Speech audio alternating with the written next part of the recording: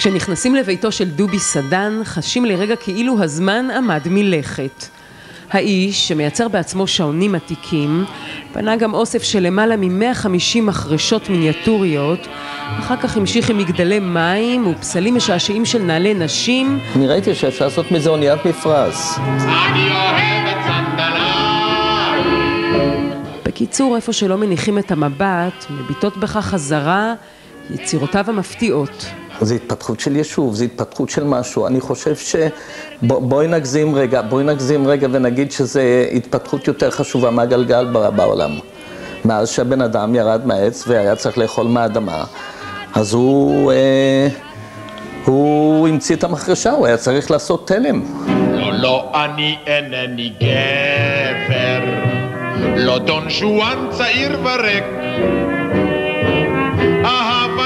כולם מעניינים פה, כולם עם סיפורים. הנה נהלל, תחילת היישוב בנהלל, אנחנו יכולים לראות, כן, אם אתם רואים גם בתקופת המאורעות והכל, הנה המגדל, הנה הפרוז'קטור והכל, וזה היה, כל החיים של המושבה הייתה סביב המגדל מים. הייתה פה גם חגיגה של ארכיטקטים.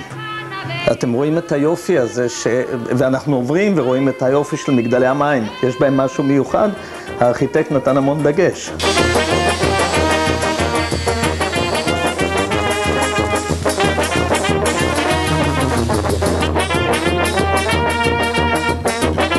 בשעון יש הכל, כבר רבות נכתב על השעון. מה לא נכתב על השעון? אנשים אוספים שעונים, אנשים... זה ממש תחביב שלם, אבל לייצר אותו הרבה יותר מסובך.